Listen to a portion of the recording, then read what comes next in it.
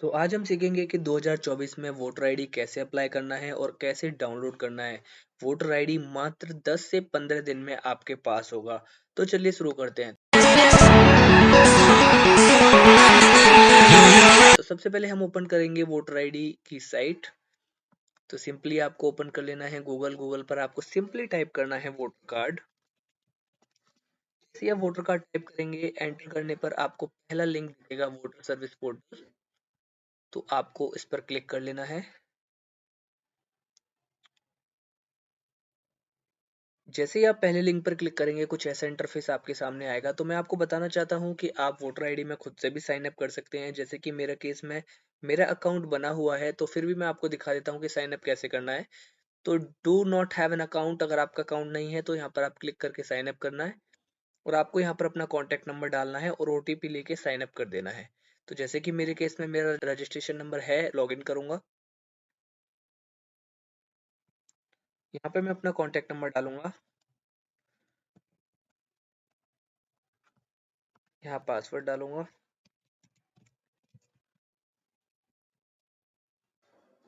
यहाँ पर कैप्चा डालना है।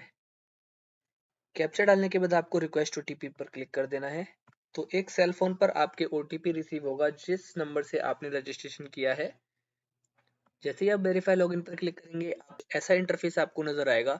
तो हमेशा याद रहे आपको new voter ID form fill करने के लिए फिल फॉर्म 6 पर ही क्लिक करना है। आप लेफ्ट हैंड में देख रहे होंगे फिल फॉर्म 6 और आपको यही फॉर्म भरना है। तो आप फिल फॉर्म 6 पर क्लिक कर दें। हम किसी और वीडियो में देखेंगे कि आप वोटर आईडी में करेक्शन कैसे करते हैं। अभी फिलहाल हमको वोटर आईडी न्यू अप्लाई करना है, तो हम वोटर आईडी न्यू अप्लाई करेंगे। कुछ इस तरीके का फॉर्म होगा जो आपको फिल करना है। तो चलिए शुरू करते हैं। सबसे पहले आपका स्टेट चूज कर लेना है। मेरे केस में मेरा स्टेट हरियाणा है, तो मैं हरियाणा चूज करूंगा। आप अपने केस में देख लेना कि आपका स्टेट कौन सा है, उस हिसाब से आप चूज कर लेना। मैं अपना डिस्ट्रिक्ट चूज कर लेता हूँ। मैं अपनी असेंबली चूज कर लेता हूँ, जहां पर मेरी असेंबली का मतलब है जहां मेरे को वोट देना है, और फिर नेक्स्ट कर देना है। नेक्स्ट करते ही आपका कॉलम बी खुल जाएगा पर्सनल डिटेल्स वाला। फिर आपको यहाँ पर अपनी पर्सनल डिटेल्स एंटर कर लेनी है। तो मैं जल्दी से अपनी डिटेल भर लेता हूँ। सबसे पहले मेरे को नेम एंटर करना है, फिर सरनेम एंटर करना है। याद रहे डिटेल्स फिल करने से पहले आपको एकदम करेक्ट डिटेल एंटर करना। हिंदी में भी आपको चेक करते रहना है कि हिंदी में कई कई बार वो गलत फैच कर लेता है। याद रहे आपको यहाँ पर फोटो 2 MB से कम साइज की ही डालनी है। तो जैसे ही आप फोटो डालेंगे कुछ ऐसा पॉपअप आपको सिलेक्ट करना पड़ेगा, ह्यूमन फेस डिटेक्टेड सक्सेसफुली का, और ओके पर क्लिक कर देना है। तो जैसे ही आप अपनी फोटो डालेंगे आपको नेक्स्ट कर लेना है। जैसे ही आप नेक्स्ट करेंगे कॉलम सी में आपको नेम एंड सरनेम डालना है। तो मेरे केस में मेरा एप्लीकेंट मेल है, तो मैं फादर नेम उसका डालूंगा। आपके केस में मैरिड वुमेन है, तो आप इसको हस्बैंड पे क्लिक कर देना। तो मेरे केस में मेल एप्लीकेंट है, तो मैं फादर पे डाल के अपना मेल कैंडिडेट का फादर नेम डाल दूंगा।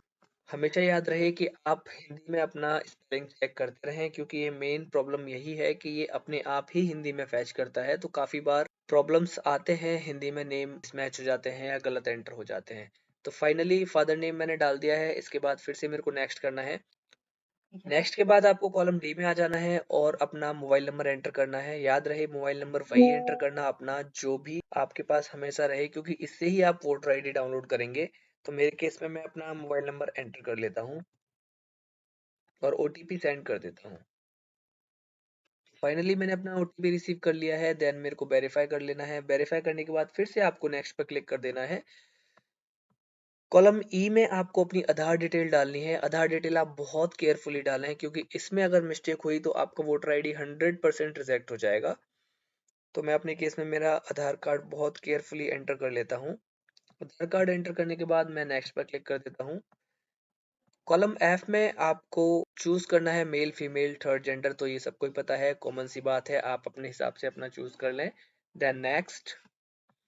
नेक्स्ट करते ही याद रहे ये डेट ऑफ बर्थ में मंथ डे ईयर, तो ये बहुत केयरफुली डालें। बहुत से लोग फॉर्म भरते समय इसमें बहुत सी मिस्टेक कर देते हैं, तो ये आपको बहुत ही केयरफुली एंटर करना है। जैसे कि मेरे केस में मैंने अपना एंटर कर लिया है। कॉलम 7th बी में आपको डॉक्यूमेंट लगाना है। मैं आपको बताना चाहता हूँ कि आपके पास जो भी डॉक्यूमेंट इसमें से अवेलेबल हो वो आप लगा सकते हो। या बर्थ सर्टिफिकेट हो, आधार कार्ड हो, पैन कार्ड हो, डीएल हो, या आपके पास 10th की मार्कशीट हो, जो भी आपके पास डॉक्यूमेंट है आप इजीली अवेलेबल है वो आप लगा सकते हो। तो मेरे केस में मैं पैन कार्ड लगा रहा हूँ। जैसे ही फाइल अटैच होगी आपको फिर से नेक्स्ट कर देना है। जैसे ही आप नेक्स्ट करेंगे कॉलम एच में आपको एड्रेस फिल कर देना है। याद रहे आप हमेशा वही एड्रेस फिल करें इसका आपका रेजिडेंट हो, मींस आपका कम्युनिकेशन एड्रेस हो, क्योंकि आपका वोटर आईडी आपके कम्युनिकेशन एड्रेस पर ही जाएगा। तो यहाँ पे मैं अपना पोस्ट ऑफिस डाल लेता हूँ और यहाँ पर मैं अपना पिन एंटर कर लेता हूँ। फाइनली मैंने अपना एड्रेस फिल कर लिया है और एड्रेस फिल करने के बाद मैंने अपना डिस्ट्रिक्ट चूज कर लिया है। फरीदाबाद चूज करते ही 8th बी ऑप्शन में आपको प्रूफ ऑफ रेजिडेंस में एक प्रूफ चूज करना पड़ेगा। तो प्रूफ ऑफ रेजिडेंस में आप कुछ भी चूज कर सकते हो, Aadhaar card, Indian passport, water bill, electricity bill, anything. तो मेरे केस में मैं चूज करूंगा आधार कार्ड, जो सबके पास इजीली अवेलेबल होता है, और यहाँ पर मैं अटैचमेंट लगा दूंगा। याद रहे जो भी आप अटैचमेंट बनाएं वो 2 MB से कम हो, और जेपीजी, पीएनजी, पीडीएफ कोई भी फॉर्मेट हो, डजेंट मैटर। तो फाइनली अटैचमेंट डालने के बाद आपको फिर से नेक्स्ट कर देना है। जैसे अटैचमेंट लगेगा आपको फिर से नेक्स्ट कर देना है। नेक्स्ट करने के बाद 9th कैटेगरी में अगर आपका ऐसा कुछ प्रॉब्लम है, विजुअल, लोकोमोटिव या एनीथिंग, तो आप उस पर क्लिक करें। अगर नहीं है तो आपको सिंपली इसको इग्नोर कर आप नेक्स्ट पर क्लिक कर देना है।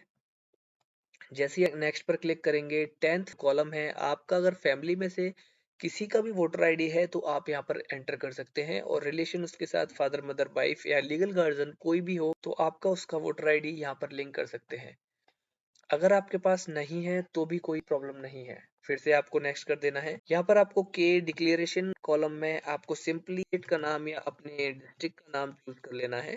के डिक्लेरेशन फॉर्म में आपको विलेज टाउन का नाम चूज कर लेना है। जैसे कि मेरे केस में फरीदाबाद है तो मैं फरीदाबाद चूज करूंगा। स्टेट मेरे केस में हरियाणा है तो मैं हरियाणा चूज करूंगा। डिस्ट्रिक्ट मेरे केस में फरीदाबाद है तो मैं फरीदाबाद चूज करूंगा। के सेकंड पार्ट में आपको मेंशन करना है कि आप उस रेजिडेंस पर कितने दिनों से रह रहे हो, तो आपको वो बहुत केयरफुली एंटर कर देना है। आप कहाँ से वोटर आईडी का फॉर्म भर रहे हो आपको वो प्लेस वहां से एंटर कर देना है। तो आप इसमें किसी भी डिस्ट्रिक्ट का नेम लिख सकते हैं। जैसे कि मेरे केस में फरीदाबाद है तो मैंने फरीदाबाद एंटर कर दिया। फिर आपको नेक्स्ट कर देना है। जैसे ही आप नेक्स्ट करेंगे आपको एक कैप्चा एंटर करना है और अपनी फाइनल सबमिट करना है। फाइनली कैप्चा डालने के बाद प्रीव्यू एंड सबमिट पर क्लिक कर देना है, और आप आराम से इस वोटर आईडी के फॉर्म को देख लें कि आपकी कोई भी डिटेल मिसमैच ना हो। फाइनली आप वोटर आईडी का फॉर्म देखने के बाद आप सबमिट कर सकते हैं। सबमिट करने के बाद आपको ये एक्नॉलेजमेंट आपकी आराम से संभाल के रख लेनी है। आप 10 से 15 दिन के बाद इस वोटर आईडी को इजीली से डाउनलोड कर सकते हैं। तो आप इस अटैचमेंट को आराम से संभाल कर रख सकते हैं। 10 से 15 दिन में वोटर आईडी आप इस रेफरेंस नंबर से डाउनलोड कर सकते हैं। तो फाइनली आपकी ये पीडीएफ आ चुकी है। Thank you for watching. अगर आपको वीडियो अच्छी लगा हो तो चैनल को सब्सक्राइब करें, लाइक करें, शेयर करें।